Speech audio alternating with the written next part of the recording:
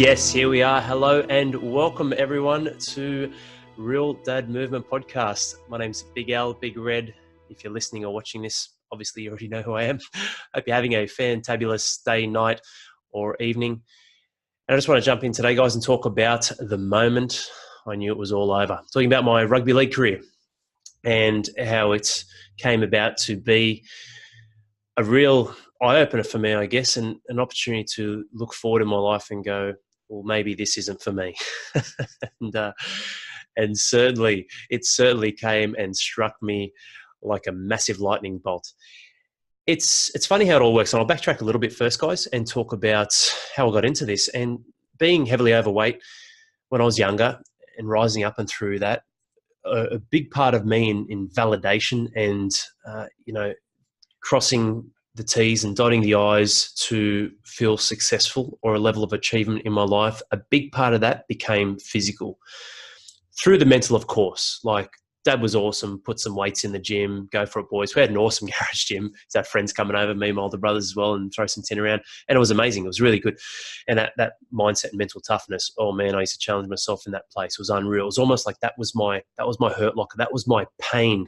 That was the pain which became my pleasure. I loved giving myself that pain. You'll never be that fat boy again. You will never be weak again. You'll never be in a position where you can't do it. It's not possible. You are the man. You are a weapon. You're a monster. You will do this. You can do this. All these different forms of positive reinforcement that came through physical movement and entered straight through into the mindset and who I've become today. So it was really funny because I played rugby league when I was 13 for a year. I think 13 Division 4 or something. I played a handful of games and was horrible, and I didn't really do anything. And it was pretty funny. And we won the grand final, which I don't even remember or had any real part to do with as well. And I think I might have trained or something in under 14s for a few months and then gave it away and went back to soccer and cricket. I didn't do anything for years, and I was still heavily overweight at that stage. Didn't do anything really for years to do with rugby league. Played a bit at school with my friends. Big shout out to Brad Glenn and the amount of fights and punch-ons we nearly had because we were ultra competitive, and I absolutely respect and admire that man as well as my other close mates and friends through school for the experiences and the platform from which your competitive nature can really flourish. And obviously we never had those physical fights, which is a blessing. But, when I talk about competitive platforms, it truly was an amazing opportunity for us to strive for something greater. Like, to me, that's what competition is. Not I can beat this guy. It's we are both seeking something greater together. We are both seeking a higher level of performance through and with and because of each other. And I'm massive on that, guys. A huge inroads and performance-based stuff on a personal level comes through that team environment. So anyway, moving forward to finishing school, being quite fit and strong at that stage, been doing weight training for 5 or 6 years and getting quite serious with it now. Obviously I became an adult and everything was forming up as it should. And I decided to try out for the St Mary's Saints. They're a team that won C grade, which is the under-19s team, the year before. They won the competition. So I thought, well, you know what, if I'm going to have a crack at this, I may as well go for the team, which is, I look at it now and it's like, it wasn't, there you go, it was complete naivety and going, I may as well have a crack with the team who won it. And I got in there and had a meeting with the guys there at St Mary's Leagues Club and destroyed the pre-season training because I was super fit, doing lots of different things as well as my weights and my gymming. And the coach, Troy Castle, old Cassie, is very, very impressed and gave me that shot, gave me that chance. And it was a bit of an alienating experience. Became mates with all the boys in the end, but at the time they're like, who's this bloke? Who is this guy? And I found it hard to make friends, to be honest. So I just head down, bum up, and just put the work in and got stuck into my footy and then went onto the bench and on the bench into the starting lineup and won a few man of the matches, and we made the grand final and lost to Brothers or St Dominics, I think they might have been called at the time, and they were a really good, equally as good club with their foundations and what they do. And from there had a few different teams and progressed into playing Jersey Flegg and making the Panthers, a few years with Panthers in the first grade squads, and that was awesome. Really enjoyed that experience with the boys there, and then I'm signing, going to the Dragons and this, that and the other. And fast forwarding a bit, guys, because today isn't about talking exactly about that. It's about the lessons and what I've learned from knowing when to not cut your losses, move forward in your life and take a different approach. And I'll talk about all the footy stuff another time. Long story short, I had a contract with the South Sydney Rabbitohs heading into 2012, and being half Italian, I already played a few tests for Italy, and I was the starting forward for Italy going overseas for the World Cup qualifiers. We had not Serbia. We played in Serbia. We had Russia, Croatia, maybe. I think it was Russia. Sorry, Russia, Lebanon, and I think that was right, Croatia. We had those three teams, and look, those teams that were part of our squad. Something's telling me it's not Croatia, but I'll think of it soon, guys, and let you know. We destroyed Russia. It might have been like 70-0 or something. And Lebanon were a very, very good team. We were playing them last, and we beat them quite convincingly. Maybe it was Serbia who was in our group because we did play in that country, and we beat the other team. And then coming up to Lebanon, the last team, and I had a contract with South for the next year. They said you can go, and this was with first grade. They said you can go, but you've just got to pass a physical or a medical when you come back. And I'm like, yeah, that's fine. Nothing will happen to me. Overseas, over in Italy, it was an amazing experience of my life. A month that of huge respect and admiration for, looking back on my life, even though it was obviously filled with a massive level of adversity in this last game against Lebanon. Always strapped my shoulders, had a shoulder Rico previously, lots of Ricos at that stage. And we played against Lebanon. This team, man, they were massive. There were some big boys in this team, and the first 10 minutes was like a bloodbath. It was, yeah, they brought it all right, and we were matching them, but Jesus, they were the next level. And having to tune up games to other teams that weren't really up to standard, up to scratch with us, put us on the back foot a little bit, even though we did really well against them. And it was a tough game. I think Cam Serraldo, who was part of the team at that stage, who's a starting second rower, he, I think, cracked his ribs. One of the other guys split their head open, and about 13 or 14 minutes in, under a tackle, bang, shoulder goes. Shoulder completely destroyed, dislocated. And it was still out. I'm just laying there in an immense amount of pain, and I remember getting taken off the field, and then the ambulance came. And it's whenever massive injuries come, adrenaline and everything comes into play as well. It sort of was just a really surreal moment where everything was in slow-mo. The game kept going. I think we're down to 2 or 1 on the bench, very tough. And there's nothing I could do, obviously. Shoulder was gone. And I went into the ambulance, and it was really funny because when they're taking me to the hospital, and this was in Serbia, and not many of them speak English. When they're taking me to the hospital, they're jabbing me with stuff and giving me fluids, and it wasn't taking away any of the pain. It was unbelievable bearing pain. It was still dislocated at the time. They got me into the hospital. I'm in there, and this hospital, and Serbia is a beautiful country. There's some amazing places, but there's places there that from, I think, in the 90s, the bombings that happened that still haven't been changed or even touched. And this hospital was like that. It was like a war zone. And there were people there with some pretty crazy injuries in their own right, and blood and lots of different things in whatever was happening in their world, which was, a scary thing for me, being 26 at the time and never really left the country, and growing up in a loving home, and that sort of trauma has never really seen my eyes. It was pretty scary. And I'm this big white dude in footy shorts with no shirt on, with this shoulder that looks all mangled, in footy socks and boots, and everyone's obviously looking at me going, who is this person? Who is this alien? And it was the moment, probably the biggest moment in my life to date, where I've never felt more away from home. I've never felt more alone in my life. Just sitting there, the other side of the world, knowing my career was gone, it was shattered, and I just knew. It was that stage then, sitting there in immense pain. No doctors could speak English. It'd been hours at this stage. Haven't even heard the results or what had happened, because I still cared about the team and whether we made the World Cup or not. We had to win to get in. Ended up being a draw, by the way, as well. It was 18 all, 19-18, 19 all, 20-19. I think it ended up being 20 all. A drop goal bonanza in the last 8 to 10 minutes, and we ended up making it. I didn't play, but Italy made the World Cup, which was awesome. And I found that out after the fact, hours later. And just sitting there, knowing that I'm going to get back. I'm obviously not going to pass the medical with the Rabbitohs. What do? I was working with my brothers at the stage, and I just felt lost. I felt like, what do you do now? It's just such a massive void. It's part of my life where maybe initially for the wrong reasons, looking at glory, fame, money, so it got me into rugby league, but then for some right reasons, challenging my body. Look what you've achieved. Look where you've come from. Look what you've done with your life, turning from this massive, fat, overweight, unhappy, unhealthy boy into this guy who's the pinnacle of sport in its own right, in one sport in particular, in rugby league. And that was gone, But doing that and striving and driving myself to challenge myself to be the best I can be was one of the reasons why as well. Rugby league was purely that vessel at the time in which I used it. So they were right. There's no right or wrong, but there were reasons, some intrinsic, some physically intangible reasons why I went after rugby league, and it became ingrained in me, even though I only played for 6 years. And it was a moment, a defining moment for me, where I was, again, like I said, halfway around the world, knowing deep down it's all over, and I didn't know what was next. And I've been a PT since I was 17, trained clients, done that sort of stuff, a little bit on the side, and I was in the industry, getting my certifications in year 11 or 12, starting 12. And that was year 11, sorry. So I've had that for a long time. And I've been a PT for 16, 17 years now. But that was never the primary focus, even though the fundamentals, when I look back now, my life was always about helping people achieve the best they can be and achieve greatness in their own right, not just in the mind, through nourishing the body and wellness and all those sorts of things, and having an optimistic outlook in all circumstances. And I had the same with this, but there was just that deep feeling of it's all over.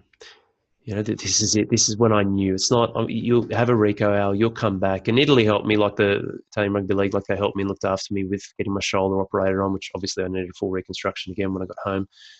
And it was like, well, this is it. I'm not just going to get a Rico and keep moving forward. I've broken my jaw, my cheekbone twice, had an elbow operation, 2 shoulder Rico, well, 1 Rico and another one coming up, knee reconstruction and 3 other operations on my knee.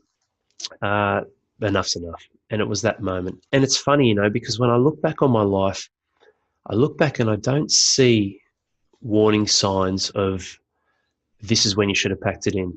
Like I look at that and go, okay, back in 2007 when I broke my jaw, maybe that was the moment when I'm drinking hot dogs liquid through a straw, nice pink colour. And that was something else, I'll tell you what. Tasted nice though. Was that the sign to go, just pack it in now? Rugby league's not for you. Like you can be the big tough man, you can be the Viking, the warrior, but at what cost? You're going to be 30 and you're just going to fall apart, 35 and your body falls apart when you've got another 40 to 60 years to live.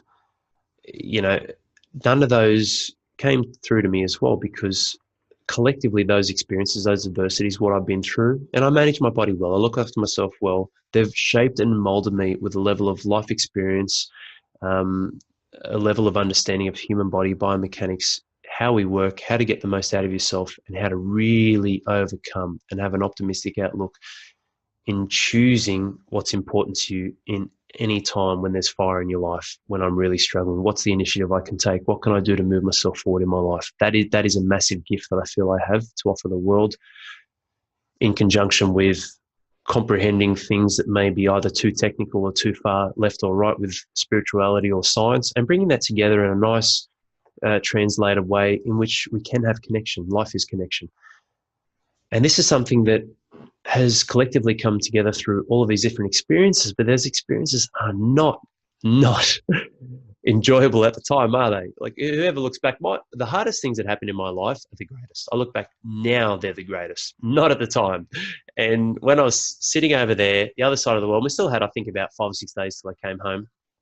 When I knew it was all over, I didn't have that outlook. Yeah, I was optimistic about, you'll be okay, Al, you'll pull through. But there was no clarity or structure or certainty in what was next in my life.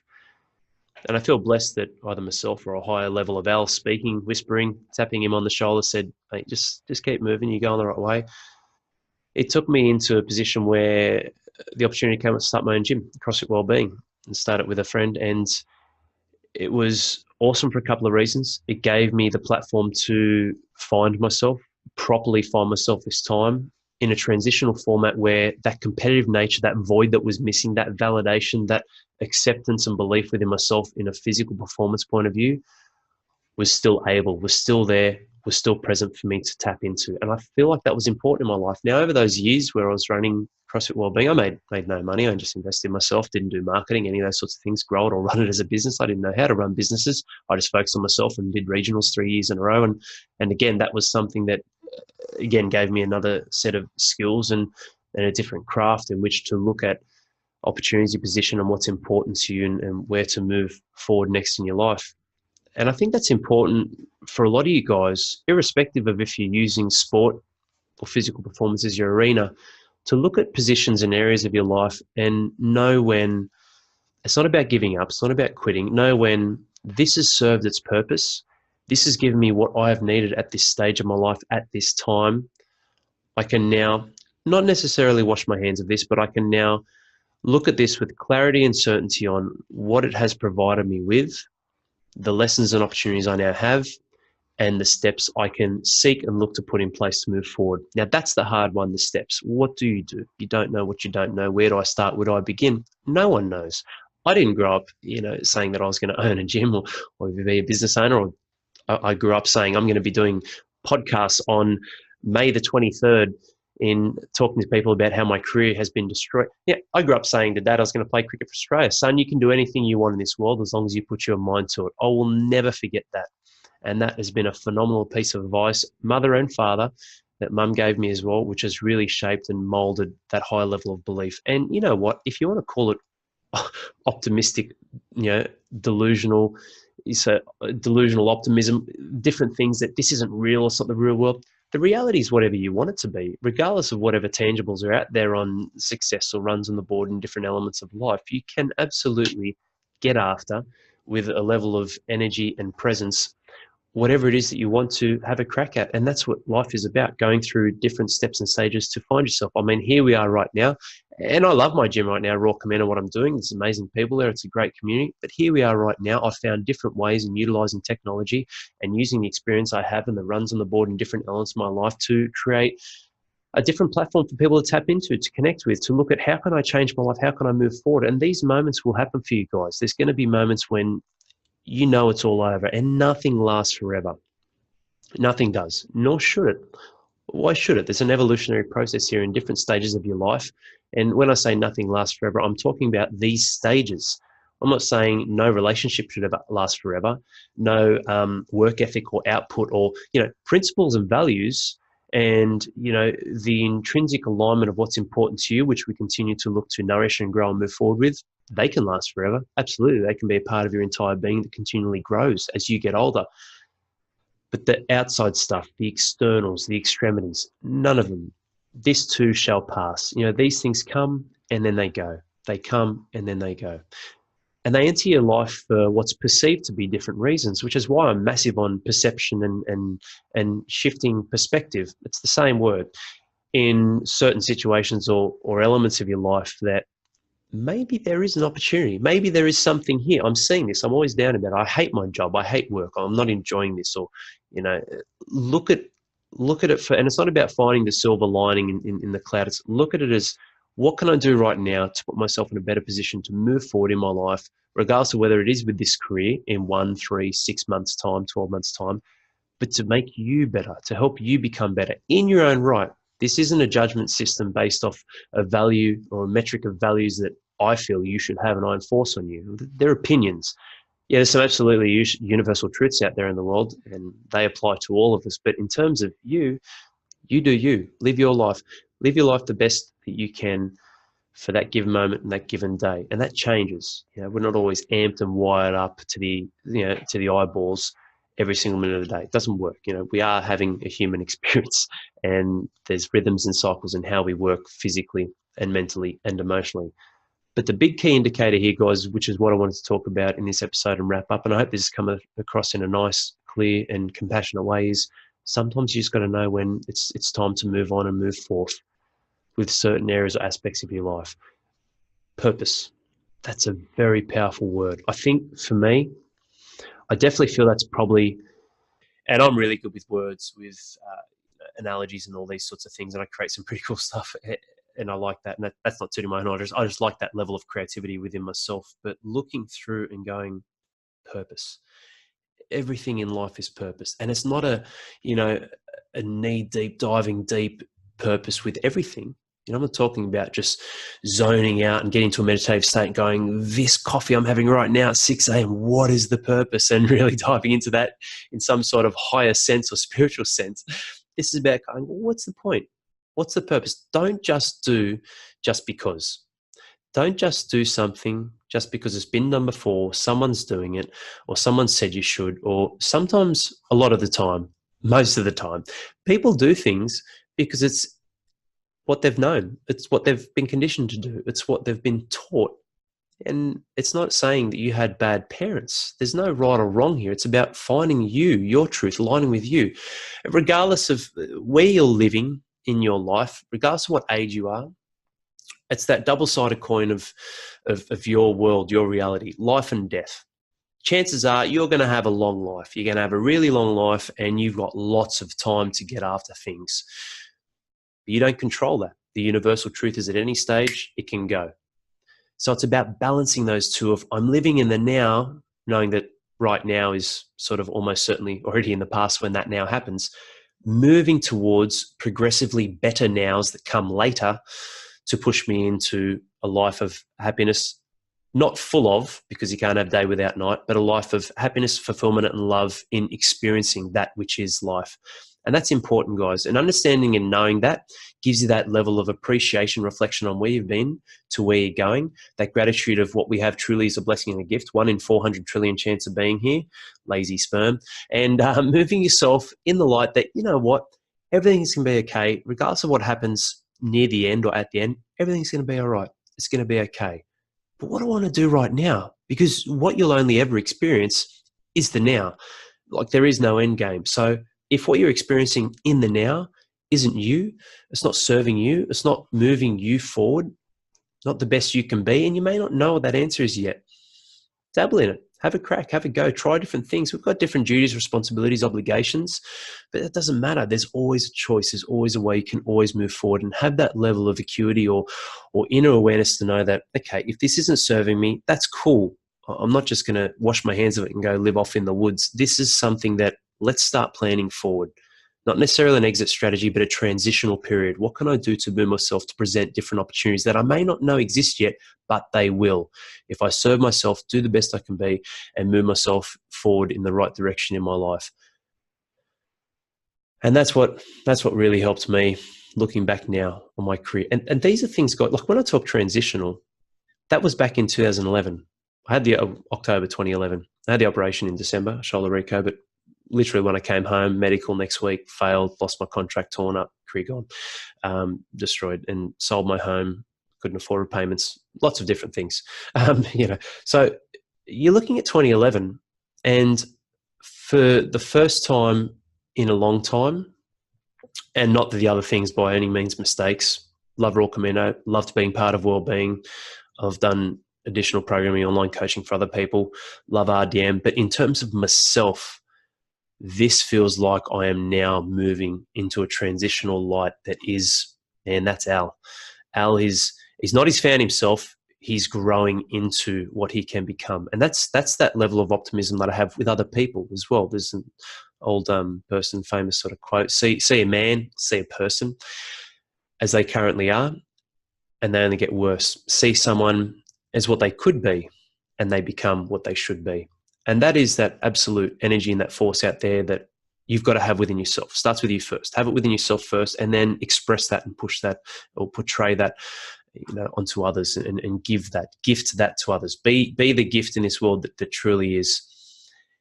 This is an 8-year period, like 2011, nearly 8 years, that it's gone through all these different patterns of, here we go, Al's finding another way to express who Al can be. And I got to tell you guys, this is just the tip of the iceberg.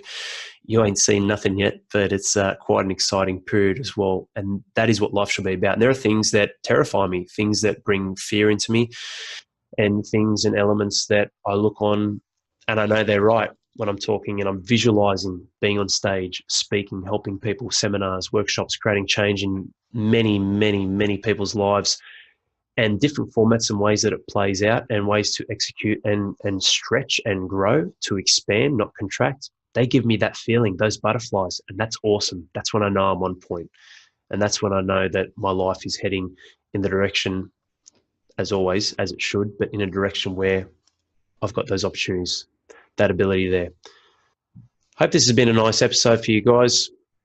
Use the word nice, calming, appreciative, formative, informative. But this is something where it's just me, truth and transparency. It's what you'll get, guys, in helping hopefully open your eyes, the eye specialist, give you a new set of eyes to see what's possible, to see that there are opportunities, to see that there's a way. No matter how down and out you feel in any given shape or form, there is always a way. And sometimes, I don't use the term cut your losses, sometimes it serves you best to look at a situation, circumstance, or a setting that you find yourself in, regardless of the level of control you have, to take ownership and liberate yourself and really own and get that responsibility over where you are right now to go, okay, what can I do to move forward and change? This is coming to an end, or this is the end, or coming to an end of a period of my life that serves its purpose. I may not know what that purpose is right now, but it's serving me something that I know I will find at some way, shape, or form at some stage, which is why it's important to always have your eyes open, guys, and have that scope and that visual on, what's possible and the opportunities in your life, and take those steps. Take a step. Movement. Action is true power. Knowledge is nothing without action. All right, awesome, guys. So this wraps up episode 5. We're racking them up now. We'll have 50 in no time. 2 a week, guys, every Monday and Thursday. Love your support. Loving the private messages. Thank you so much for your support. I hope this is continuing to add value in all different shapes and forms with different areas of my life, what I'm diving into, what I'm helping and assist with, the guests that I'm getting on. I love this, guys. It's an awesome way to express and communicate, especially if you're in cars or driving, or if you are watching these things on YouTube and seeing me visually. It's been amazing. And, I'm looking forward to some of the next episodes that are coming out and releasing to you. And at any stage, if you ever need anything, please reach out. You don't have to be a father, even though a lot of what you see is based around RDM. It's movement, moving yourself physically and emotionally towards the life that you truly want to continue to live and branch off and expand into. Thanks again for your time, guys. Really appreciate it. And if I don't see you, good afternoon, good evening, and good night. Thanks, guys. I'll chat to you soon. Cheers.